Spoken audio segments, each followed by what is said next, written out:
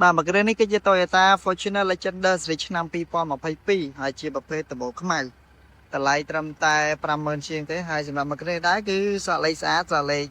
ជារៀងតែម្ដងគឺលេខ3 4 5 6ហើយឡាននេះដែរគឺប្រើតែ60000គីឡូទេលក្ខខណ្ឌឡាននៅស្អាតច្រើនហើយម្ចាស់មុនក៏គាត់ក៏បានតុបតែងច្រើនដែរអញ្ចឹងសម្រាប់ទ្វារនេះគឺគាត់បិទ soundproof ហើយផ្នែកខាងក្នុងនៅជាប់ដៃទ្វារគឺមាន Formica គេបិទ Formica ឈើគេដាក់កម្រាល VIP ឲ្យស្រេចនេះសិតតែ Formica ឈើដែលគេបិទថ្មីផ្នែកចង្កឹះលេខគឺដូចគ្នាគីឡូ66000គីឡូនេះគីឡូ original មានការកែសម្រួលអញ្ចឹងសម្រាប់ប្រភេទ Fortuner នេះដែរប្រើម៉ាស៊ីន 2.8 4ម៉ាស៊ីនកម្លាំងសេះបាន201សេះមានកាមេរ៉ា3ហុកមាន speaker JBL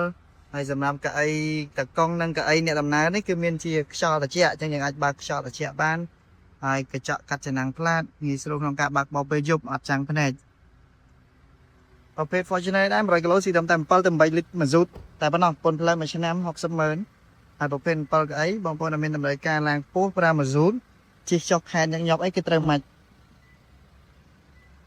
សញ្ញោគឺសញ្ញោបដិញខាងក្រោយយើងមាន sensor ក្រោយ4គ្រាប់ខាងមុខ2គ្រាប់មានទ្វារបាក់ក្រោយនេះគឺយើងអាចទៅវាជើងបាក់គូតក៏បានចុចបញ្ជាពីសោក៏បានបញ្ជាពីទ្វារផ្ទាល់ក៏បាននៅខាងក្រៅមានសភាពធំទូលាយចឹងបើសិនជាយើងអត់មានតម្រូវការប្រើប្រាស់កៅអីជួរទី3ទេយើងអាចបត់ឡើងទៅលើបាន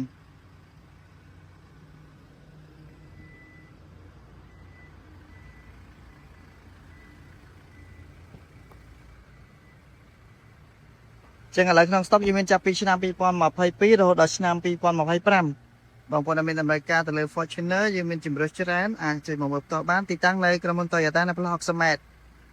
ក្រុមហ៊ុនទទួលដោះដូរគ្រប់សេរីហើយក៏អាចរំលោភផ្ទាល់ជាមួយនឹង Toyota Finance ផ្ទាល់បងមុនត្រឹមតែ10%តែប៉ុណ្ណោះ